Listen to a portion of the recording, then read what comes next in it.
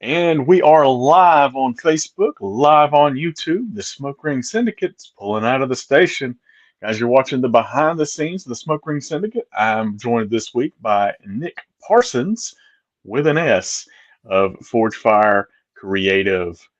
Can you hear me, Nick? I can. Thanks for having me, bud. Appreciate you. Perfect, perfect. I decided to go low light. I saw some of the posts you were looking at with your studio lights were real down. I said, you know what? I'm going to match the energy today instead of going with my fluorescent lights and all the ring lights all over the place. I said we're going dark on this one. I like a good slow morning. Get a cup of coffee, be in a dark room. It works real well. Well, I was pondering it and playing it in my head. I was like, is my light is it bright enough to do it in a dark room? Or am I going to need to set up because I've got, some other alternate lights that I can set up. I think I see you And fine. You're great. yeah, I mean, I think it works. Hey, You this may see be a my new thing, man. Put a couple candles behind you, some ambient light. Real yeah. nice and pretty. I, people think I might be like some sort of masseuse or something with the candles, but maybe Spa maybe music playing and everything. yeah, there is some spa music. This is the spa handler that you want in your life. I got it. Awesome, man. Well, we will hit the intro and pull this thing out the station.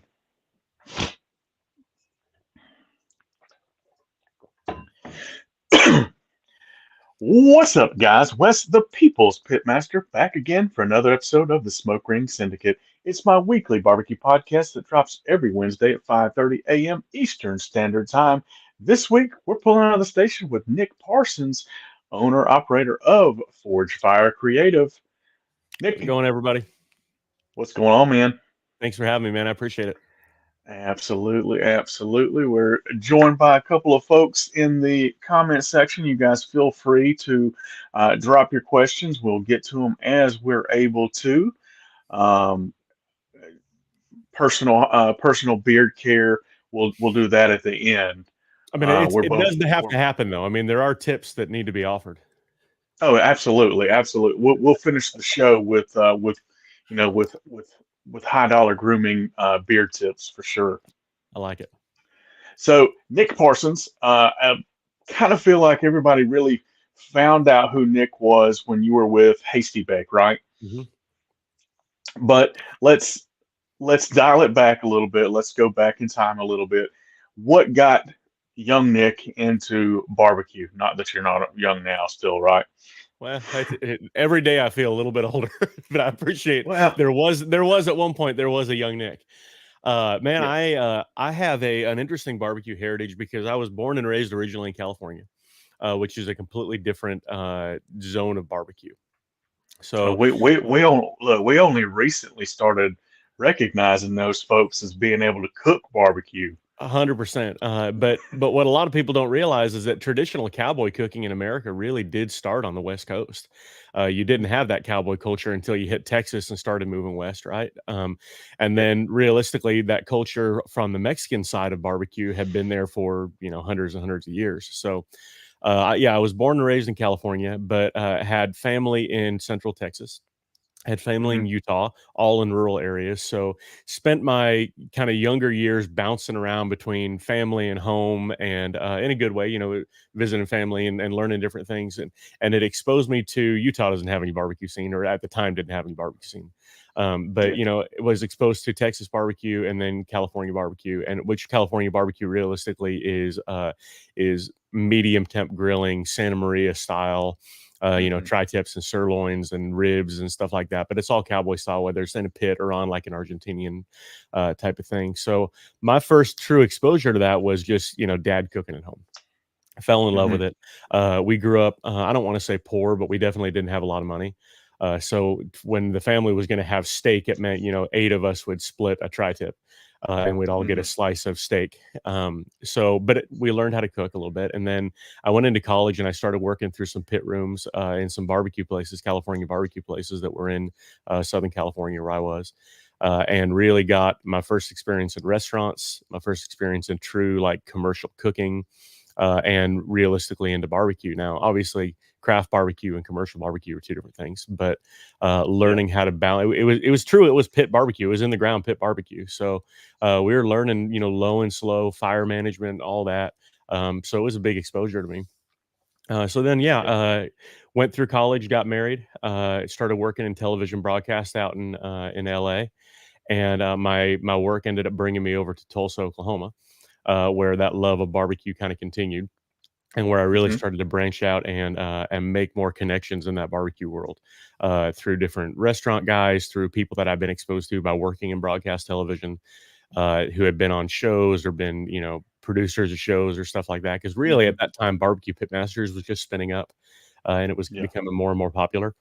So that just kind of gave me a deep dive into that culture. And then I began to be, woke up one day and was surrounded by a bunch of people who were already in that culture, and really built a good friendship with a lot of people in the world. So much so that, fast forward, and it went from being a hobby and a love of mine into something that I now do for a living.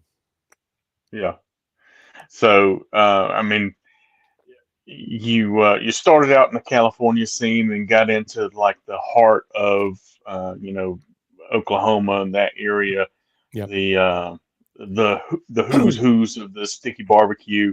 Yep. Um, are you doing tri-tip with like a super sticky glaze nowadays, or I mean, is it a hybrid? Some Do kind you of a see marriage. yourself Well, so kind of married? I'm the beauty of it is growing up in that culture, in the, tri-tip California culture, it was live fire. So I've always been a Hmm. live fire nut, man.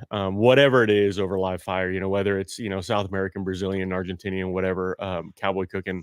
I mean, live fire is my first love. But moving out to Oklahoma, obviously being in the middle of cattle country, Yeah, beef became it. So I spent a good probably 4 to 5 years chasing the perfect brisket, if that, which we all do, right? We all spend our life yeah. chasing the perfect brisket. But this is in the days where Aaron Franklin had just come on the scene, and Daniel Vaughn, the pictures that he was posting, and things, you're like, Hmm. you're exposed now to something that you'd never been experienced before. And I was like, I have to have that. Not just taste it, I got to be able to do it. So I spent about Yeah. 4 years straight of every single weekend was cooking 2 or 3 briskets. Back when briskets were $1.95 a pound. We'd literally, my in-laws at the time lived in Texas. We would drive down there, and I'd drive down there with a 100 quart cooler. And every time we come back home, I'd swing by Kroger and I'd pick up about 15, 20 briskets because they're so cheap Hmm. compared to what we could get up in Oklahoma. And I'd take them Yeah. back and I'd start practicing and cooking and learning on them, until I feel like I had mastered brisket. And at the time, we had, as a side business, I was still working in television broadcast operations, but as a side business, we'd started a catering company that was all barbecue, Hmm. which we still operate, just not heavily. And it was cowboy cooking, and then it became cowboy cooking and old school barbecue. So we do the St. Louis ribs, we do tri-tips, obviously, but then we do brisket, and I do a very Central Texas brisket as a call out to my family history in Central Texas. So not just salt and pepper, because they all lie about that anyway. But but that Central Texas style, heavily marbled prime, or better brisket. So I mean, that was really kind of our, all right, we're gonna not migrate, but we're gonna add on to the California barbecue scene now with some old school traditional. So I've done whole hog. I respect the heck out of those guys. It's way too much work for me, but I can sit and drink cold beer and monitor an offset pit all night. So that and live fire are my two loves. Okay. So you were, and I didn't realize you worked. I didn't realize you worked in the TV industry. Yeah. Um, and I've literally two or three the last episode before last, I had a TV writer and showrunner Yeah. on, and I'm like, what am I doing over here now? Because here I'm walking into this one, and you're like, oh yeah, I'm right for TV and whatnot, and I'm like, who was this real life at this point? Hey, dig in, man. It's great. TV people are good people. We're different Well, breed for sure. Uh, yeah. Well, but that's I really good had people. it was Bill Oakley that I had. He was a writer on The Simpsons, Hmm. and everybody's like, "How is that related to barbecue?" I'm like, "Steamed hams." He does the Steamed Ham Society. It's barbecue. He's Yeah. foodie, and he's got a bit of a Instagram following with the the food reviews and all that sort of stuff. And Right.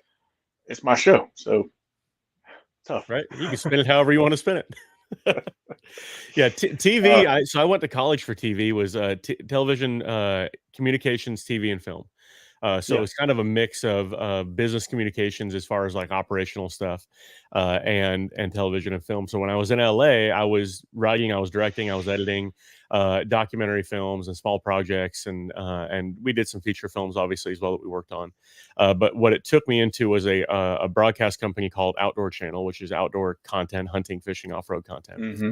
But it also exposed me to the side of television that really marries up storytelling and marketing, because Yeah. a lot of people don't realize, like, television is not as expensive as you think it is. Like, it's not this like massive money pursuit. Like, there's not a lot of money in TV. So a Yeah. lot of these shows and commercials, I mean, the way they make their money is ad sales. So they have to get very good at crafting stories that sell products. So as I was in Hmm. that world, I began to get very good at recognizing and building and crafting stories that sell products.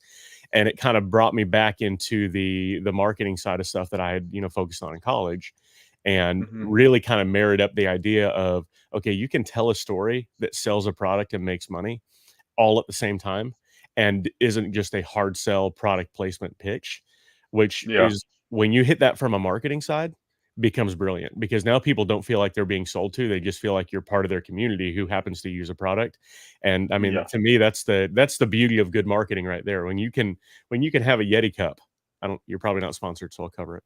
When you can have a Yeti cup and you feel like I'm part of the Yeti owners community just because you Yeah. bought a mug, like, that's just good marketing. Oh yeah. Well, I mean, like there's a couple of grill companies that come to mind, and none of them pay me. So uh, I'll beat iPhone them out as you users, say them. iPhone users. That's Yeah. kind of like it's a marketing thing. It's a lifestyle thing, and like that's kind of how they marry it together.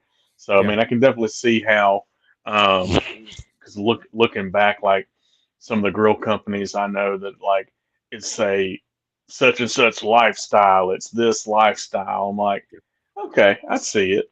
Yeah, like, Um, at surface, it seems like a little bit of a stretch until you get into it, and then yeah, you realize, like, "Oh, no, it's all encompassing." Like, you wear the gear and yeah, you hang out in the Facebook groups, and, yeah, you put the sticker on the truck, and when you have the option to buy these 4 brands, this is the brand you buy every single time yeah, of, fuel yeah, or whatever. Like, there's a very real thing to that, and they've done a good job marketing those companies.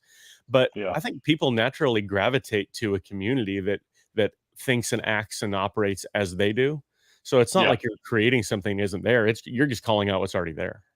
Yeah, it's kind of like just going highlighting the stuff. Look, you guys all do this. Right. Let's do it together, Right. kind of deal. 100%. So, the TV stuff took you out to Oklahoma.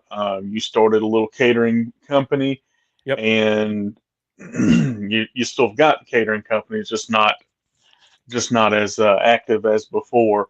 Walk me through, because you went to work for Hasty Bake at some point, and Yep. that's kind of like where I started seeing you, and I'm like, this guy looks like me and cooks food like me. I'm like, I like this guy. Yeah. So I was being in Tulsa, Oklahoma. Hasty Bake is based in Tulsa, Oklahoma. Has been for a very long time.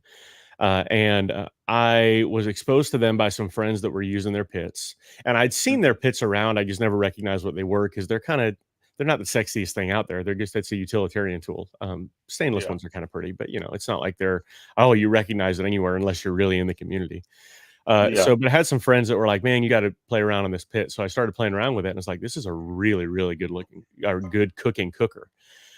So as I kind of began to hang around guys that were using it, I kind of got, we were just talking about community, got pulled into that community, and they realized, all right, this guy knows how to market. I've done enough on camera work to know how to, be a spokesperson and stuff like that. So they started calling me and saying, "Hey, will you do this event for us, do this video for us, this or that?" So I started working for them, kind of as a, I guess you can say, freelance hmm, spokesperson, for a while. And then they eventually reached out and they said, "Hey, we want to have a conversation about having you come on full time." Well, I was about ready to make a career change anyway, because I don't want to say I was done with TV, but I'd been in it long enough, and a lot of stuff was changing. That was at the point where the cyber world was getting crazy as far as like cyber attacks and stuff, like really on the front end, and it was just Yeah. getting so technical. I'm like, man, the art of a lot of this is gone for me. Like the joy of a lot of it's gone, and it's just turned into like boardroom stuff. So I was ready to make a change. Yeah. So they called me in and said, we need a spokesperson who looks and thinks and talks like you. And at the time I was a lot bigger. I was a lot heavier. I'm like, you don't want someone like me on camera. And they're like, no, you look the part. We want someone like you. Uh, so we talked through logistics, and long story short, I ended up coming on staff full time as the vice president of operations and marketing for them, which really was an all encompassing role of running their retail store, running their business development, running their day to day operations as far as what grills were making their way through the shop. We had a shop foreman who was handling the physical side of like how the material was being moved. But, I would be the one to go back there and be like, hey, I need this many of this grill and this many parts, and this needs to be tweaked. And then we come in and say, hey, we need to change the thermometer on this because X, Y, and Z is happening, or we're Yeah. getting a big demand for this. Let's sit down with R&D and start designing grills. So I was involved in the design of the HP 250, which is a little toolbox traveler grill. I was heavily involved in the design of the Roughneck, which is the drum barrel smoker that was released Hmm. a couple of years ago, and then a bunch of tweaks along the way with a bunch of different grills. But ran operations, ran marketing. It was we put it this way, it was a much more intense role than I ever thought it was going to be. When I Yeah. I was went, gonna say. yeah, I was gonna say that sounds like a little bit more than marketing. Uh, yeah, and didn't realize that at the Lightly. time, which everything evolves, right? So it is what it is. Yeah. And I was having fun. I was working in the barbecue world, talking with some of the best people out there, doing events, but it wasn't. I came into it thinking, all right, I'm going to market the company. I know how to do marketing. I'm going to market the company. We're going to do event marketing. We're going to do some online advertising, that type of thing. And it really turned into day to day. I mean, to the point where, retail store on Saturday, if a crew called in, like I was driving in on Saturday to work the retail store. And I mean, you just do what you got Yeah. to do to make stuff work. Yeah. But at the end of it, so I was there for about 4 years in the full time capacity. At the end of it, I was working. I was on the road 120 days a year, which Wow. is still insane to me. I was working about 75 to 80 hour weeks Yeah. because I was doing about four people's role. And when I say Yeah. on the road, half the time that was me getting on a flight, flying to Atlanta and, doing something. The other half of the time I was hitching up our 40-foot rig and driving it across country, which, would take a day or two to get there to drive. And then you do a day or two, event, and then you drive it back, and which is just a very intense, situation. But the Yeah. hardest part of it was a lot of in the barbecue world, a lot of these events that we would market at, which we would do SCA competitions and KCBS Hmm. competitions and barbecue festivals and charity stuff. And my philosophy behind the marketing thing was I don't want to just show up there and sell a grill and pop up a tent.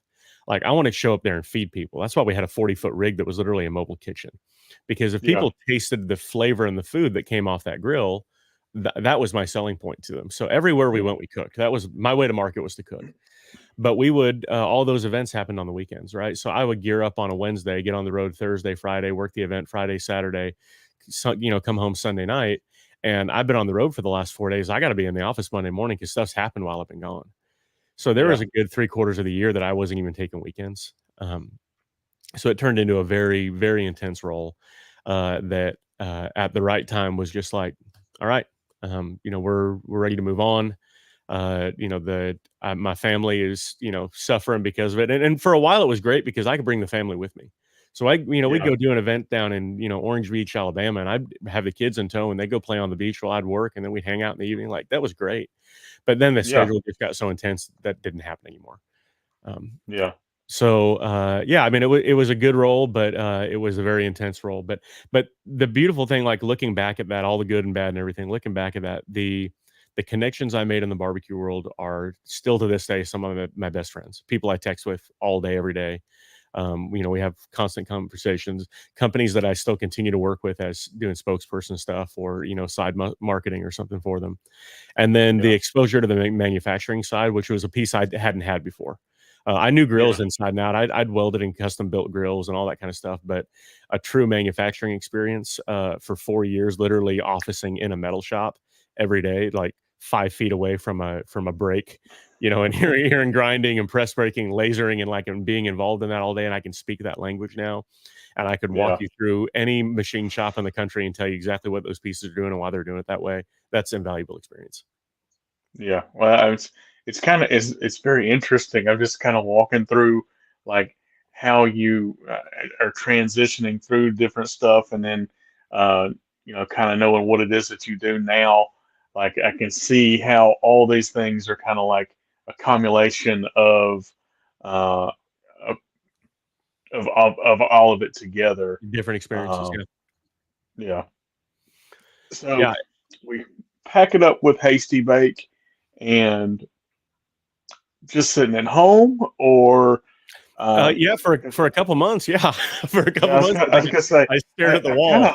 of, yeah, I was gonna say, I kind of hope you just sat and just like watched your kid grow, I mean, and so you say that. So here's the funny thing is, my last day at Hasty Bake was on a Wednesday. I had a charity event that was happening on Friday night. That just a friend of mine's. It was a like a bourbon tasting kids cancer charity thing, right? So we're getting ready. So this is 2 days later. I'm getting ready. I'm getting dressed for it.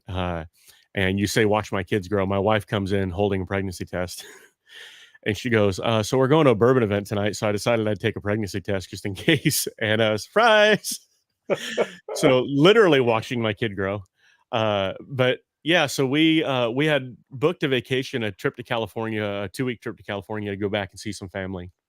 hmm Um, and it was about 2 weeks after we ended with Hasty Bake, and we got out there, and I'm like, you know what? Like, I'm just there. We got nothing to go back to right now, so we're gonna extend the trip. We saw some more family. We ended up staying in California for almost a month, which was wow, a beautiful thing because, I mean, when you're staying with family, it's cheap, right? And you're already out there, so plane tickets didn't, change. So it was a nice way to, basically have an extended vacation, but it also gave me time to like realize who my kids have become over the last 6 months or a year, where I had only seen them, a day or two a week for a few hours. So yeah, man, we ate it up. We played on the beach and we ate ice cream and we chased trains and we did everything you would ever want to yeah, do on a family vacation, and we did it for a month. Um, yeah, and then so we kind of got back, walked back into the house. I sat in my chair and kind of stared at the wall, and I'm like, "What's next?" Because we didn't have a "What's yeah, next" before. It was just like, "All right, time's up. We're moving on." So stared at the wall for a while, and went through every thing that would normally go through your head when you're like, it's this combination of the world is my oyster and man, I'm so screwed. yeah. Well, and I went through kind of a similar thing, and right before COVID, I worked for an ambulance service for Mhm. 15 years, and I left there, and I piddled with a couple of different things, and I started catering Yeah. at the end of probably in the middle of 19, and by the end of 19, I was like, man, kind of like this. I feel like this, could work. Yeah. And at the beginning of 2020, I was booking out. I had Whitetails Unlimited, Ducks Unlimited, like these massive Massive gig. Yeah. events, and I was like, man, because basically they were putting both of them putting me on as a trial, and as long as everybody liked it, in which I knew I could do food. I've been doing it for a while, and it's like as long as I nail this, I'm going to get 11 events from one, 11 events from another, and like that's going to basically set me up. I'm gonna be smooth sailing, and I'm going to be legit. Yeah. And then COVID came in, and I'm like, huh, It's now what hard do to I build a do? business when people don't leave the house. Yeah, it's a little difficult because I had beginning of 2020, I started. I had a buddy of mine who used to work for the ambulance service for me, worked in the car business as a finance manager, and he's like, "Man, I think you could sell cars." And I'm like, "I have no interest in selling cars." And he's like, I know you can. Apparently, I'm decent at selling because I've been there for almost 5 years now, and now I'm the finance guy there. But like, I really had no urge to be in the car Sure. world. But then COVID's like, hey, why don't you close that catering business down and go over here and try to sell cars instead? Yeah. So People still need to drive in a pandemic.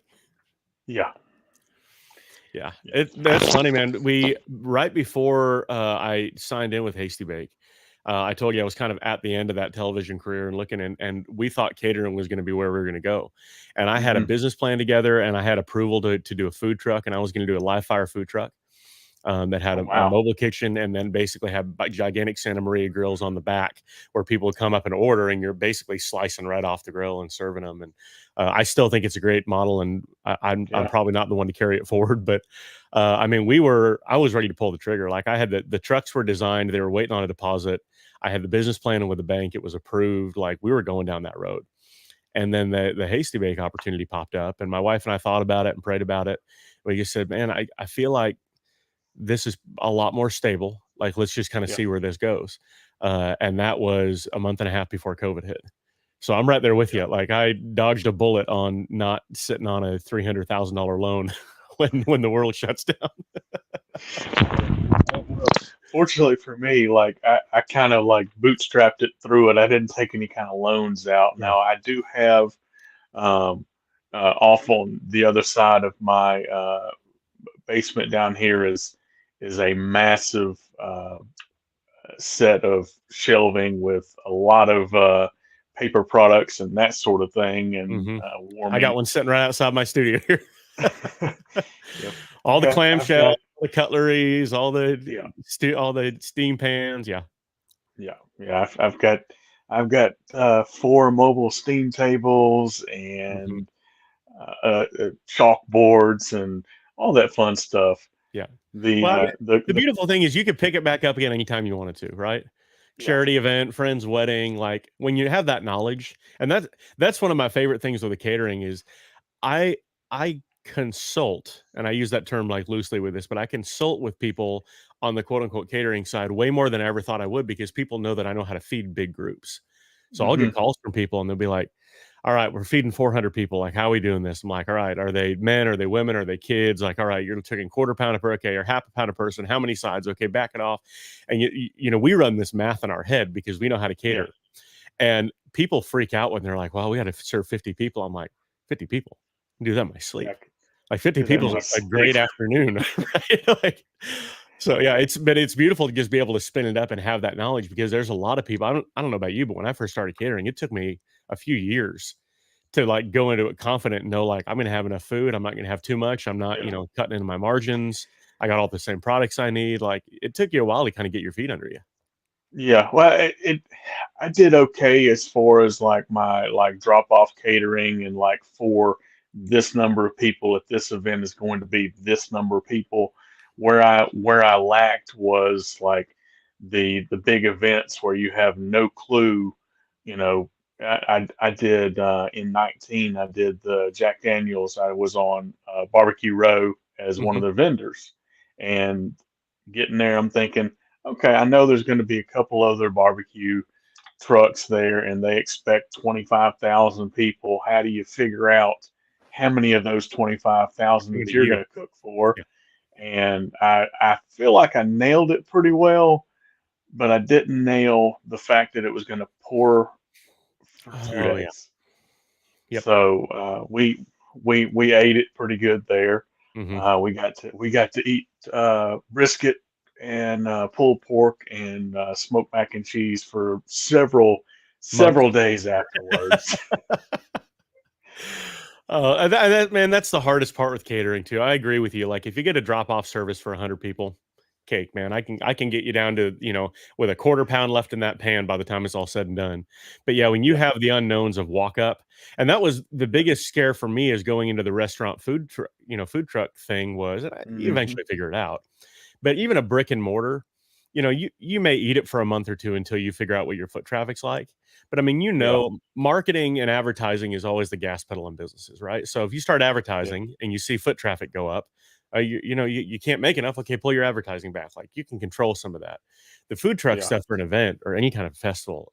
I mean, man, I don't know how these guys do it because I feel like one day they're going to kill it and then the other day they're going to get slammed.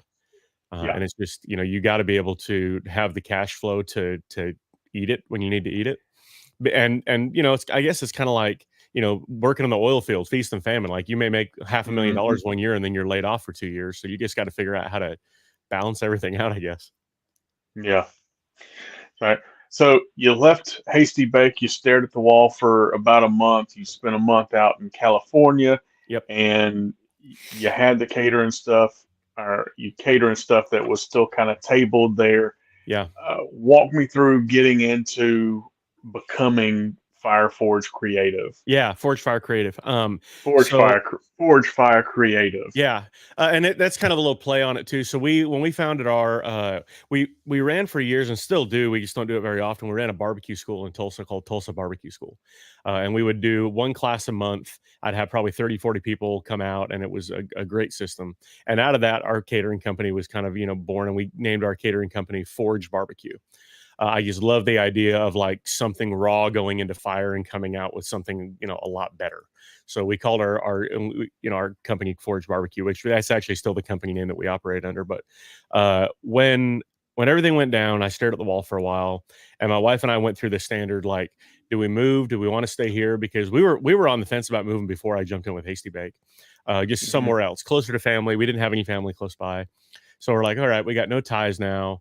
And it was everything from, do we go back to a food truck? Do we jump into catering? Do we buy a bar? All the things that you want to ask yourself. Came up with this Yeah. gigantic to-do list, or not to-do, gigantic, kind of pros and cons list. And uh and I had a phone call with a friend of mine, Jess Pryles. You probably know who she is. Hmm. Hardcore carnivore.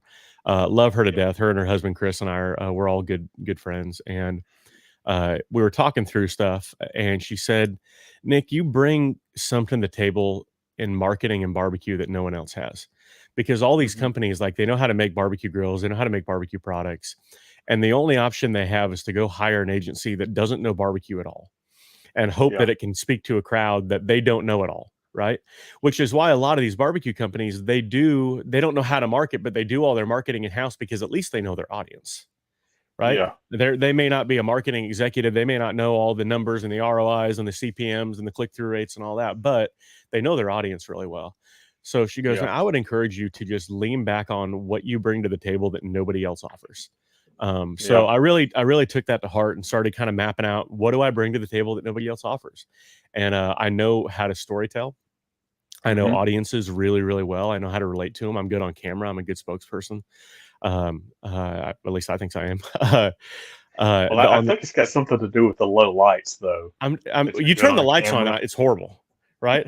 And I'm using AI on my voice just to, but so it's all this stuff. And then on the marketing side, it's like, again, like, I know how to tell a story. I understand how to market a lifestyle brand, and I know how to sell a product. And I never thought of myself as a salesman before. Hmm. But the more I leaned in, and I'm like, when I believe in a product, I can sell it. It's not a hard sell at all to me. Like, I could walk you through, from just saying, "Hey, I like to grill," and having no idea what to buy. I could walk you through choosing the absolute perfect grill in my sleep. Yeah. So I laid all this out, and my wife and I sat down, and she goes, "I think we needed to do this thing on our own. I don't think you need to be applying for other jobs." And I had probably 5 or 6 job offers within the first couple months, which is Hmm. beautiful. I loved it. It obviously it feels good from an ego perspective, but it was people who Yeah. value what I did, and they came in, and it was other grill companies, it was other manufacturing companies who said like, "Hey, will you just come and do the same thing you did for them for us?" And it was tempting. I mean, there's some dollars behind some of that stuff, Yeah. that was very, very tempting. But uh, what it really came down to is this: is we kind of said, I've spent my blood, sweat, and tears being away from the family, being on the road, all this, essentially to put money in somebody else's pocket. And the only thing Yeah. I walked away was with a weekly paycheck, right? Yeah. Which is fine. I mean, that's the W-2 world. But if we had the opportunity to put blood, sweat, and tears into something that puts money into my pocket and into my kids' college fund, and allows me to build something, we wanted to take that opportunity and do it. So we put pen to paper and created Forgefire Creative, which Hmm. is essentially I say full service marketing, not entirely full service because we don't do graphic design and website building and stuff like that. Although we do know a lot of e-commerce and Shopify stuff. Essentially, we work with barbecue companies, and we mentioned before, our two niches that we work with are actually barbecue companies and farms and ranches, because I have friends and family and have a foot in that door. But we do the same thing for both. We create content and storytelling around the brand, around their ideal customers, around the people that actually want to buy their products. We figure out what the most compelling thing is about those products, and then we build digital ads and we run digital ads on behalf of companies. So we're an advertising agency. And then I do marketing consulting as another offer in that. So someone comes to me, they're like, "Hey, we got this product. We just got it on market. We're not hitting the way we want to hit." We start analyzing everything from a 30,000 foot view. Do you actually know who your audience is? Do you actually know what they want? Is the price point right? Is it positioned right on e-commerce? What does your website look like? Is there a clear call to action? Let's look at Yeah. your advertising. You're not advertising. Okay, well, let's talk about advertising budget. So we kind of go through this whole thing. And the goal is to walk away and set these companies up where, one, they can essentially run their marketing themselves, with the exception of the advertising thing. And the reason I don't always recommend people run the advertising piece themselves is most people don't understand what goes into advertising the correct way. So they'll Hmm. just they'll boost the post on Facebook and they're like, "Hey, we're running ads." That ad doesn't have great creative on it. It doesn't have a really clear call to action. They don't know how to optimize the metrics on it so that it's actually being shown to the right people. They're putting the right money behind it. That's something someone has to come in and do weekly or daily. And they need to be cutting new ads and creating new things and trying to keep things fresh so stuff doesn't get stale. Most companies aren't equipped to do that all the time. They're equipped to hit boost post and then hopefully they'll get some sales from it. So I Yeah. try to come in from a consulting side and say, let's get your marketing set up so that you actually know how to operate it and run it. And then farm out the stuff that's really like you're just not equipped to do. And that's fine. Like there's things I'm not equipped to do. I'm not a CPA. I have a great CPA. He gets emails and paperwork and numbers that I don't understand, and he just gets them forward. I'm like, dude, figure it out, because I'm not that dude. So I tell people, farm out what you don't know and bring in house what you do know. So yes, 30,000 foot view. Long story short, we created an agency that essentially did the same thing I did for my previous company, but I do it now for barbecue companies and farms and ranches to set them up so that they can get back to doing the work of building grills or raising cattle or whatever, and let the marketing guys do the marketing for them. But Yeah. to such a point, because you know your audience and you know your message, to such a point where why would you ever turn us off? Because when you give me $1, I turn it into 5. Yeah. So I'm not a pain in your butt. I'm not overhead at this point. Like I'm your cash register.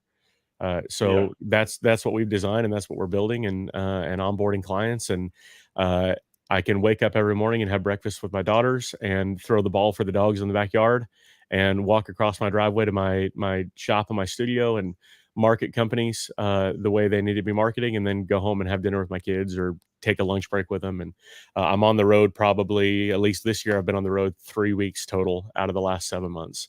Where I would have been on the road probably 4 months total out of the last 7 in previous things. So it's we're still building it. I mean, we're still in the holy crap phase, if I'm being honest. Like month over month, like, all right, man, let's get some new clients in, let's get them going. But everything we're doing is working well, and I'm super excited because it was all concept. No one's doing this. No one's marketing barbecue Yeah. companies, Yeah. right?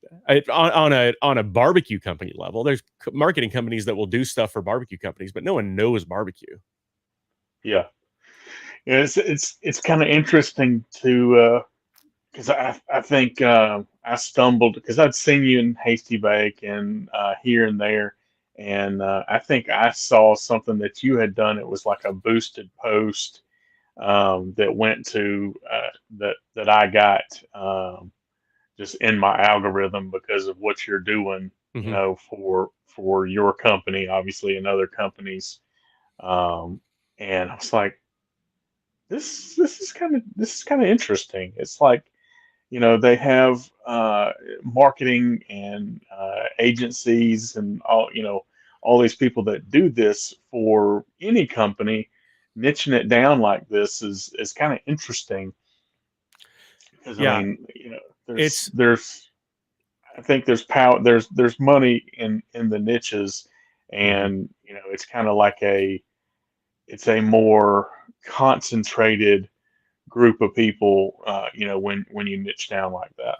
For sure. I had a meeting with a client last night, and they were saying, "Hey, we're not happy with our digital ads. We have an ad agency right now that's running them. I think they're based out of somewhere in Canada." And they contacted him because they were a niche down agency, Hmm. and they had contacted this company and said, "Hey, we market your agency. Like, will you go with us?" Did the whole thing. Long story short, they call me. They're like, "Man, we're just not happy with it. Will you take a look at our messaging?" And actually, they said, "Well, you take a look at our ads in general and figure out what's going on," because they were getting tons of unqualified leads. Um, so I started looking at it, and the messaging was atrocious. And I mean, in certain ways, like one, it looked like ChatGPT wrote the whole thing, right? Yeah. And the call out, like for instance, the call out on one of the messaging, it was they were calling out companies or people who live in Southern California. Which when you're in California, the term is Southern California, right? Yeah. And the call out on it was attention South California. Well, no one in Southern California calls it South California, right? But unless you're in Southern California, you don't know that because, sometimes you could say, South Bronx or South Florida or whatever, but like in Southern California, that's what they call it. Well, unless you're Yeah. there, you don't know that. And what it kind of got my mind thinking is, in regards to what you're saying, is when you live in a niche and you really understand the nuance of what is in that niche, you can speak to people's problems and offer solutions because they actually believe that you know what you're talking about. You're not using phrases that don't make sense. You're saying things Yeah. intelligent enough where you're like, all right, if you weren't actually in this community, you wouldn't know how to phrase it that way, or you wouldn't, whatever. Yeah. Um, so when we did this thing, and I was thinking about going broad on the niche, and I just had some friends that have been in the industry a long time, and they said, "Man, as scary as it is, niche down. Uh, go to what you know because no one knows what Yeah. you know." And it's really proven. I bet the majority of the clients and the contacts and leads that I'm dealing with right now, the first thing they say is like, "I really appreciate the fact that you know this industry better than any other company I've ever talked to that does Yeah. anything kind of similar." Yeah. I said you're not saying Barbie K. Right. No, that's barbecue. Right. Yeah. Uh-huh. And even the little stuff, man. The slang terms that we use for, are you cooking to time and temp, or things like that, or what's your Hmm. internal temp, or those things are like, as soon as you see that, that's not some marketing guy sitting in seventh floor or someplace in New York. Like that's the guy who's Yeah. probably got a brisket on the smoker while he's on a podcast with you right now. Which by the way I do. Yeah, I'm excited.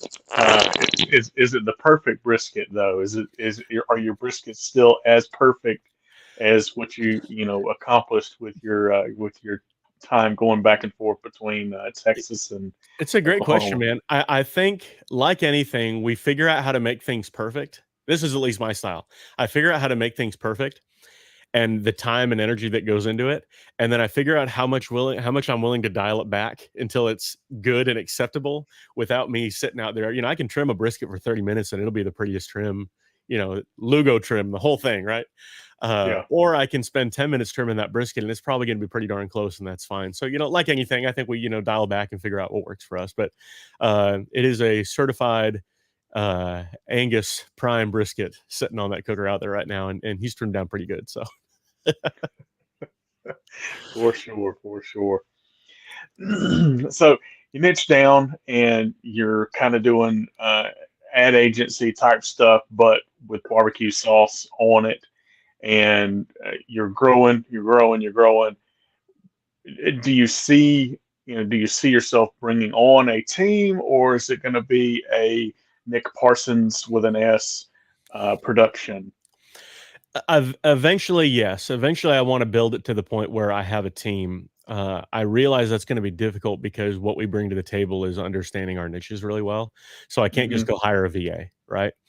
Yeah. The way I see this happening, and it is working. I've had some really good clients this year that have set the table for me to be like, all right, if these people trust me to do this stuff for them, we did the product launch for Head Country's Mexican barbecue sauce line and buffalo sauce wing sauce line about 2 or 3 months ago.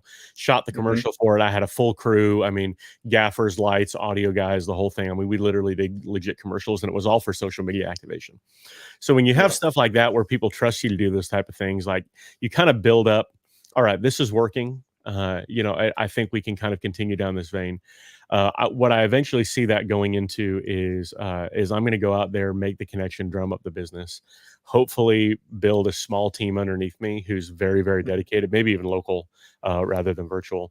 And then the touch points that I bring to the table, the niching, the messaging, those things, like, I'll continue to work, and then eventually hand off the ads and let someone manage those and run those and be involved day to day. So I don't ever see myself completely stepping out of it, as much as it would be nice to, sit on the beach and drink a margarita and let somebody else work my business for me. Uh, Yeah. but I feel like what I bring to the table is that. Now, if I could find someone who understands barbecue as well as I do and understands marketing as well as I do, that I could, start placing over some client accounts, I would. But right now, man, I'm focusing on bringing the most value I can to the clients that appreciate it. And Yeah. and it is, I'll tell you the hardest thing for me, I'll be real vulnerable right now.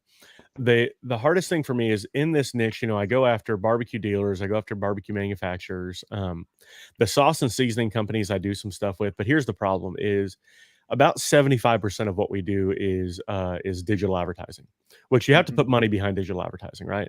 And I'm Yeah. real transparent with people. I say, hey, here's my management fee, and here's what you're going to spend on ads.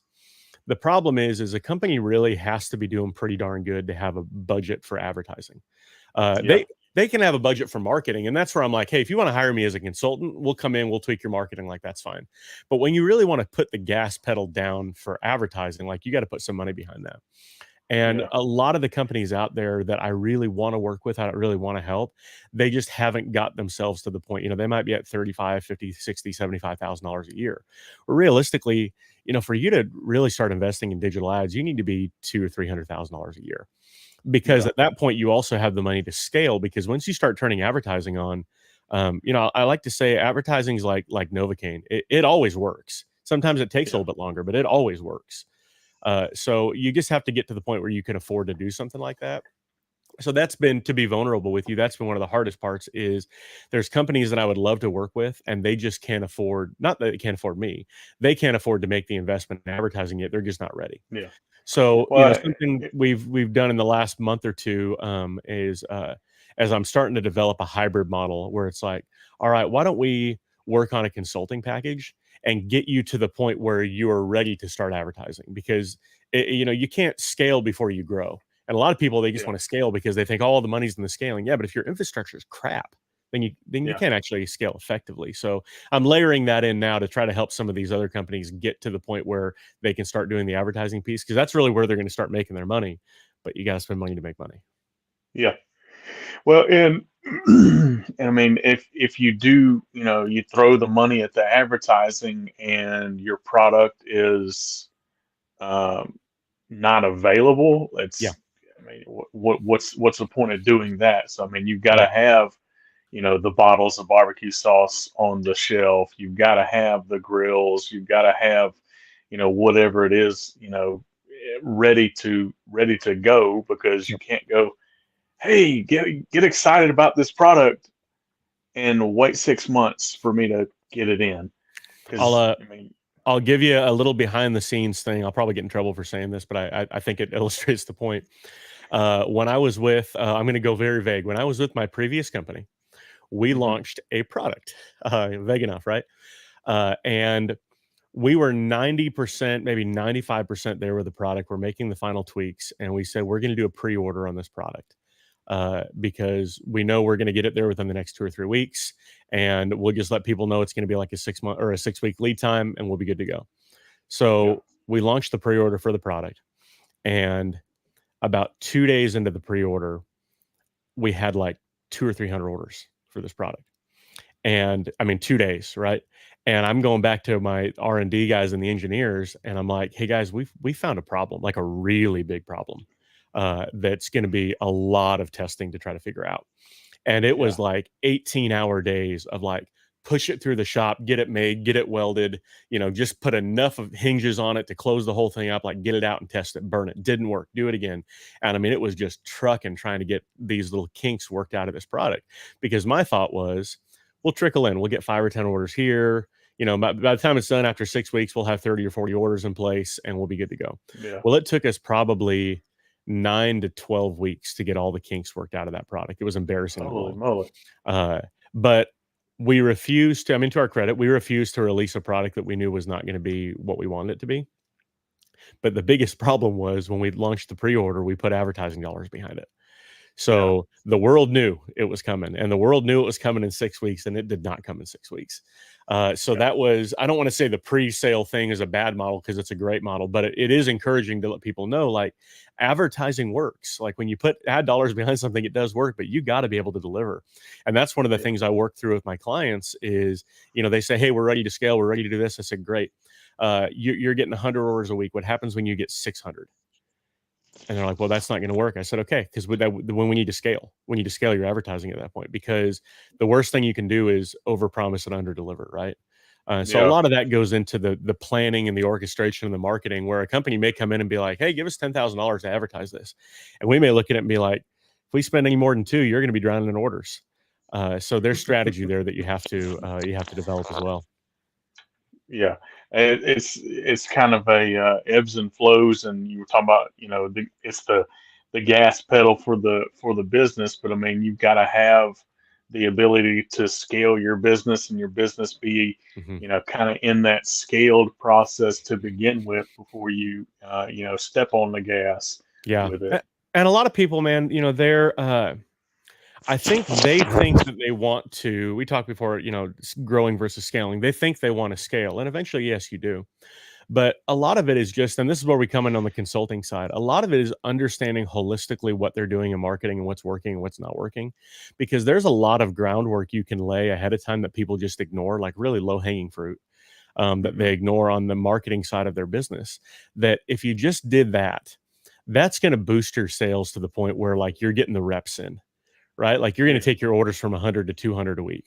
And if we were to yeah, advertise, we might take you to 60 and you can't fulfill it. But if you just do the groundwork, and take the low hanging fruit, like you're going to get your reps in and build your order base up. And at that point, then, okay, now I know how long it's going to take to get these things from my co-packer or manufacturer, push through the shop, imported from wherever, like all those things, lessons that you have to learn to grow and build the hmm, machine before you scale it. So that's kind of on the consulting side. A lot of times I'll sit down and I'm like, let's take a look at your social media. What are you doing right? What are you doing wrong? Let's take a look at your website. What are you doing right? What are you doing wrong? And people will notice an uptick in sales and an uptick in brand awareness by just fixing things that they just didn't know they needed to fix. yeah. Just the little stuff, the finite details Hmm. that they've glossed over, Yeah, or I mean, the equivalency of dollars and sales and stuff. So it's 100%. quite interesting. Quite interesting. I I don't know that I need you personally, because I mean I'm just a little podcast show, but I mean I can definitely see the allure in it. The Like with the head countries and these larger barbecue companies. Um, uh, I kind of I kind of feel like that's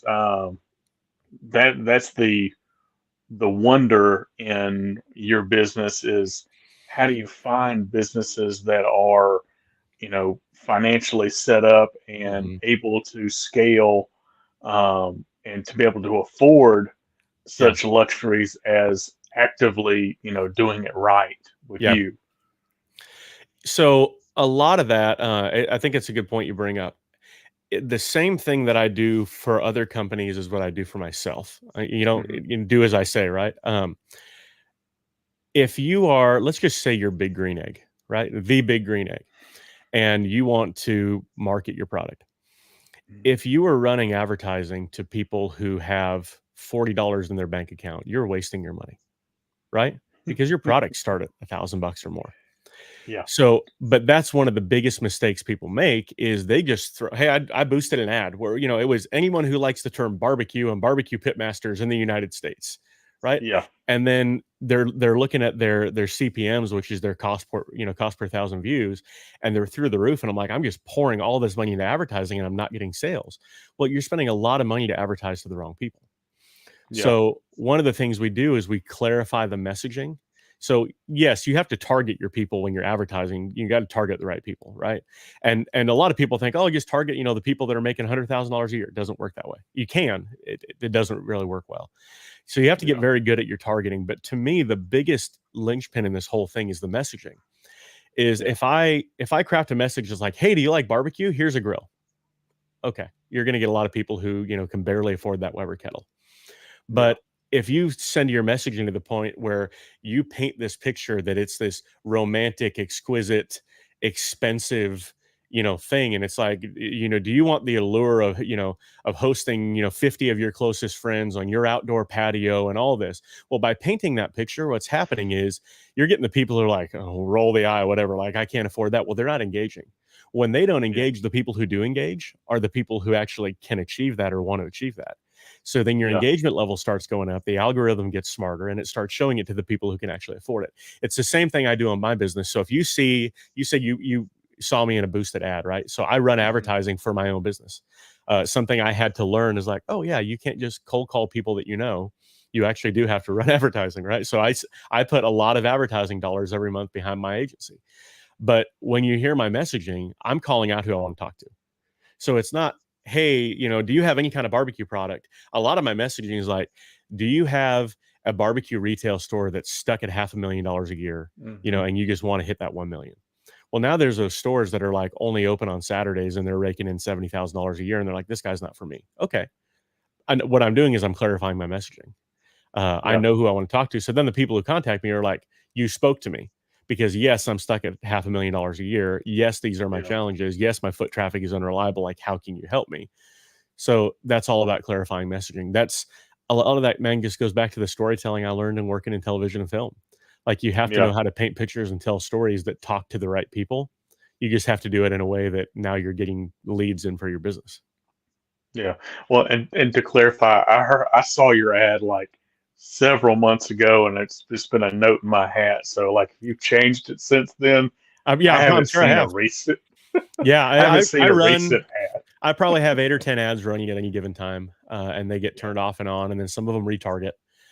So you'll see me, multiple times, and I think I even have an ad out there running that's been like, you've probably seen me on here talk about X, Y, and Z. Like, this is so it's kind of bringing people down the funnel. But I mean, that's the way you Yeah. bring business in, Yeah. and that's it's an expensive project, but it does work. Yeah, I was going to say, I just don't want you to think that I'm seeing your ads every week because I don't have a $500,000 Well, and that's t-shirt just one. company. Like, because that's one niche that within barbecue that we work in is like, if you're I have barbecue retail stores who they'll reach out to me, and some of the times it doesn't work. They'll reach out to me, hey, we really want to get your help. Cool. Like, we start running some numbers, like, what's your monthly revenue? And I'll be like, I just don't think you're at the point where you guys one can afford advertising right now, but Yeah. we can do some consulting. And if they can't even afford consulting, I mean, dude, I know the industry, so I'll sit there with them and I'm like, let me give you some low hanging fruit. Like, I'm looking at your socials, you're doing this wrong. I just went to your website, fix these things. I think they're going to work on sales. Like, you got any other Yeah. questions? Come back to me. And then at some point, the hope is that I built a relationship with them enough because I offered them good advice that they'll come back and they're like, hey, I think we can afford to at least, hire you to do some consulting and try to get us to the next level. And then we get them to that level. And it's like, all right, now we can do advertising. So it's a long form funnel. But Yeah. because I know the industry well, it's really easy for me to speak into it and just offer basic advice that just people aren't doing because they just don't know. Yeah. Yeah. Like it's it's very interesting. Just social media in general and like the Mhm. online marketing, the parts of all of it is just super fascinating to me. And having you on was part of, uh, well, most of my episodes is I want to pick this guy's brain and Yeah. just see how he thinks about this. So let me see if I can get him on the podcast. And I mean, like, this was probably boring to a lot of people, but tough. I mean, business to me, obviously day to day stuff can be boring. Business to me is really exciting. When you're in that place, I mean, if you're not a business owner, if you're someone who cooks a pork butt on the weekend, yeah, you're probably no longer listening to this podcast, and that's fine. That's not that's not the person I'm talking to in general, but these principles translate. And it's about knowing your audience. It's about knowing how to tell a story. A lot of times I'll work with a brand and they'll be like, okay, we're putting marketing dollars behind something and it's not working. And we'll sit down and look and it's like, okay, well, you invested $30,000 in influencers, which influencers work 100%. I'm sure Hmm. you've had, I've scrolled through your episodes. Like, I'm sure you've had, numerous influencers on, you interact with them. I'm good friends with a bunch of them. Yeah, And they do a really good job, but they do a good job where they do a good job. And there's yeah, companies out there who give them no direction, don't have a product that is really, cohesive to influencer marketing. And then they're Mhm. like, well, we just paid all this money, and these influencers aren't going to turn down the money. If someone called you and said, hey, will you demo my product? And sure, $5,000. Okay. You're not going to turn that down. Yeah, But oh, yeah, people, absolutely. but people think that, well, I hired an influencer, like, and I didn't see any sales from it. Well, I mean, was that the right move? Like, we should have Yeah. analyzed all those kind of things. So all those little nuances where people think, oh, it's just an easy thing, like open up a Facebook page, hire an influencer, put a website up. All those things need to work cohesively. But I love the dance of it because it's Yeah. just constant tweaking. And I'm a tinkerer, right? Like I want to tweak, like the brisket thing, right? What happens when I cook it at 235 versus 240? Like, you want to troubleshoot. To me, that's all Mhm. businesses is troubleshooting. So whether you're in, a contractor business or a barbecue business or a catering business or anything, like, all of this is just troubleshooting until you figure out how your business is running well. Yeah. Well, and that's like that was my experience with ads because when I had the little catering business, um, I boosted a couple of posts, and I'm like, yeah, I don't need my mother to see this Hmm. every single time. Like I need people that don't know I exist.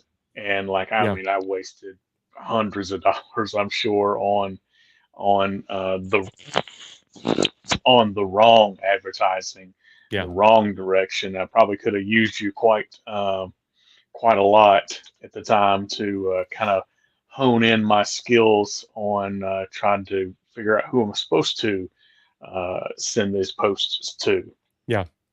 Yeah, there's a lot of nuance there that people need to learn and operate. I was speaking to another client this last week, and they said, "Hey, well, our ads are fine. Like, we're good with that. We need help with this other stuff." And I said, "Hey, no problem, but let me look at your ads." And they were not good at all. And I basically just came in and said, like, "Here's the 5 things I'd tweak on that." And they're like, "Oh, we thought they were good. I guess they're not." I was like, "You're right, they're not, but we can fix it." So it's just, there's a learning curve. Like, a lot of people turn an ad on for a week, and they're like, "I don't know, I put $100 behind it and didn't do anything." Well, the algorithm didn't even have time to learn who to send it to over a week's Hmm. period, right? But they'll give up on ads at that point. So, but again, I mean, advertising always works when you target the right people and you spend the right money and everything behind it. But honestly, there's a lot of low hanging fruit, that any business, that any influencer, that anyone who's just got a dang Instagram account, if let's bring this back home and say, okay, you're not a marketer. If anyone who's still listening to this is not a marketer, is not a business, but they have an Instagram account and they want to grow it, and they're, posting pictures of their food and stuff like that. There's so much low hanging fruit that they can do just to build their own community, just to build their Hmm. own page up. Like, are you engaging? Are you going out, instead of posting a picture of your brisket and then waiting for someone to go, oh my gosh, that's the best brisket, and then like hearting it on Instagram, right? Are you Yeah. actively engaging in your feed, commenting on the people that show up on your feed, going to the hashtags that you use yourself, and liking and commenting and following and building? And it does take time building that network up. Then you start getting the engagement back, and you start responding to comments, and you build that community. That's how you boost your engagement. And engagement's everything on Instagram, on Facebook, on everything now. Hmm. So it's not about going and buying followers. It's not always about just having the sexiest food photo or whatever. Like, if you just, at brass tacks, if you have an Instagram account and you want to build it up, or you have more followers and more recognition and build a better name, like, just start engaging with people. Like, comment 5 times for every comment you get back on yours, right? Like, engage, spend 15, 20 minutes a day just engaging with content that's like yours and content that's just adjacent. And you'll start to Hmm. notice this, treadmill effect, where, like, the faster you go, the faster it builds. And that's grassroots marketing right there, is just getting in Yeah. front of people. And they're like, oh, who's this guy? Click on it. Oh, he does barbecue too. I'm going to go ahead and like and follow it. Your followers are going to go up. Your comments are going to go up. That's just Yeah. grassroots right there. That's marketing Yeah. 101. But that's stuff people don't do. So you don't jump to buying digital ads when you have this other stuff. You're like, man, do all this stuff first. This is free. This is just legwork, you know? Yeah. Yeah. It's that's that's interesting. It's the stuff that's barbecue adjacent that can help you grow. Yeah. It's sounds like I've got you were speaking to me directly there, but um, that's neither here nor there, right? I mean, you can work in Uh, a niche, but you don't have to only hang out in that niche, right? Like, you can bring people along with you. yeah. Well, and that's kind of with me. I stepped away from the podcast for 2 months, and when I came back on, I literally had somebody that's not a barbecue guy, like at all. Like it's Bill Oakley, the Yeah, Simpsons, former Simpsons writer, and I was like, he's barbecue adjacent, and if anything, I might get some people that that he associates with for the hamburger, the steamed ham episode, which is his little one of his claims to fame with his steamed ham society, which is like slang for hamburger. Hamburger is grilled or can be grilled. Grill is barbecue, and just I was like, yeah, I'm going whatever with the new season. It's whatever whatever direction, as long as it's barbecue adjacent, we're going there. man, I think it's a And that palate was cleanser for people. And like you, I'm sure I follow tons of different barbecue podcasts. I'm a huge podcast guy. yeah, But do we, and take this in the way I mean it, so I'm going to offend somebody here, and sorry, but you'll get over it. Um, do we really need another podcast with another barbecue shop operator talking about his history and why he cooks brisket different? I'm not saying those are bad, but if you have 1,000 podcasts that are doing that, like, let's step out a little bit and like let's yeah, talk to different people who are adjacent, who still speak into the yeah, industry. Like, I love the fact that you had Ed Riley on. Ed's a good buddy of mine. yeah, Historian. I get more out of my conversations with Ed, like history stuff, yeah, and he just throws it out there in passing as though like, yeah, oh, well, it's common knowledge that in, the year yeah, 1920, like, what? Like, this is common knowledge. Well, it's common knowledge to someone like Ed who just geeks out on that. But when you have yeah, people to speak into you like that, and different, and the marketing side of barbecue, right? We're definitely talking about barbecue, but this is just a different yeah, piece to it. I love the yeah, fact that it's a palate cleanser from the standard. Well, what do you do different about your sausage, or that type of thing? yeah. Well, and my thought was, and it's kind of evolved. I've been doing this podcast since 19, on and off. Like I'm getting a little more consistent nowadays. But like it's always been something to keep me, in the barbecue space, like talking barbecue with somebody, Hmm. and it's, learning about like how did you get to where you are, and it's barbecue lifestyle stuff. It's kind of like, it's not necessarily a framework for somebody to become a Nick Parsons, but help them to kind of like think outside of where they are, give them a different view from a different place. And it's still barbecue, close enough to barbecue, right? Yeah, absolutely, man. I'm a big fan of being exposed to stuff that is outside your normal echo chamber. Yeah. And that's still within the space, but outside the normal echo chamber. I think it just makes us richer people. Oh, 100%. And both of my fans probably have already followed you. Both of them probably have. Yeah. So I I did mean, I did see 2 you're follow. welcome. So thank you for your entire audience. Well, you're shooting for like a third of the audience, but I mean, like you got 100% of of the of the I people's but that's pitmasters just like you, man, audience. just constantly giving, right? Yeah, absolutely, absolutely, just constant. That's all I do is I love it. give, give, give. So, where does Forgefire Creative go from here? We talked about, you would like to get team members on, but I mean, do you see it as a like a cross country type deal, or is Like, it going to for team be like, members, or yeah, yeah, I mean, eventually, I think that there's probably room for that. I mean, right now, I'm not eager to hire anybody other than myself and the people that I freelance out to right now. hmm, Because again, like, I want to make sure I'm bringing as much value to my clients as possible. Eventually, when I get to the point where I feel like I can't bring that value because I don't have the time, then that's where I'll yeah, go out and try to find somebody who I do think can either bring the value, or I can farm out the stuff that I can still be valuable in other ways, and let them do X, Y, and Z. I mean, the yeah, way where I want to go from here is, I mean, I want to work with the most motivated companies out there who want to see growth. I mean, when you look at what we were able to do with Hasty Bake, take it from hmm, a 75-year-old company that at the time was really on a downhill swing, had been on a downhill swing for hmm, a long time. and had a user base who are, I mean, unbelievably fanatical community to this day, like Yeah. great community of people. If you ever go on their Facebook page, it's like 25 posts a day, and people are just nuts, and I love it. But it was a community of people who wasn't expanding. They were just working within themselves. And every 10 years, they go buy the same, brand new grill of the same type they were doing before. And we really took it and we grew sales. I mean, I'm not going to give numbers, but exponentially grew sales to the point where Yeah. people around the country actually knew what this grill was. Again, that had been around. It was the oldest grill company in the country and nobody had heard of it. So I want to Yeah. find companies that want to do that say, hey, we want to make the investment. We want to, we have the energy. We want to grow. We want to expand to the point where everyone knows who they are. That's who I want to bring in as clients, because I Hmm. feel like, one, from a business standpoint, those are great case studies for me. But two, I want to elevate barbecue in general. I think there's a Hmm. lot of, and I know you'll agree with this, there's a lot of bad barbecue. There's a lot Yeah. of media, whether it's food or otherwise. There's a lot of bad barbecue advice. There's a lot of mediocre companies. Like, I want to find companies that are doing the biggest and best, like the head countries out there. Like, they are producing sauce at unbelievable levels in Hmm. really, really high quality, flavors and things like that. And they're doing a lot of stuff right. I want to find those companies that are motivated, and grow with it. And then once we get to that point, I would love to be able to have people under me that are like, hey, let's go find the little guys, the guys that are making $50,000, $100,000 a year.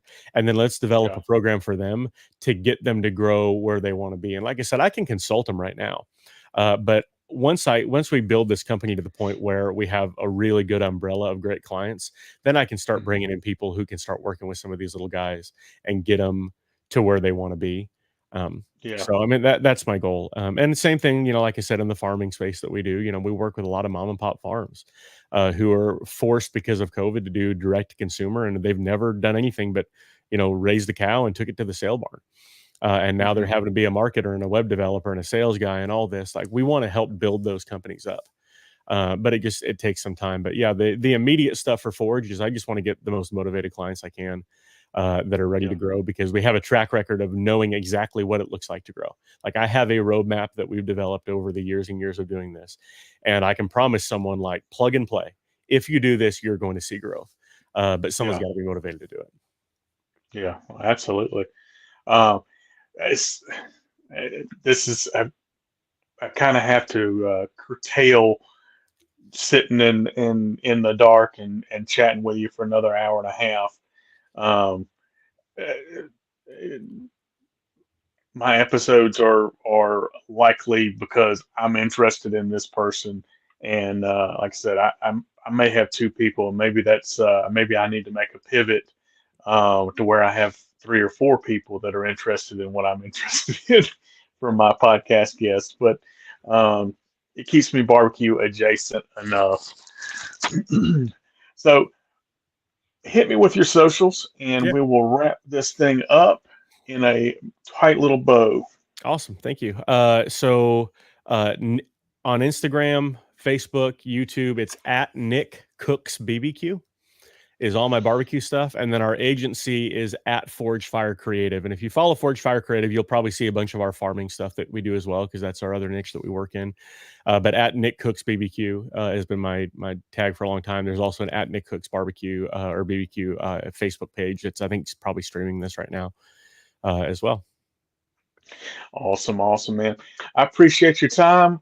Guys, if you've enjoyed this week's episode, we would appreciate a review, a like, a share, and as always, keep smoking.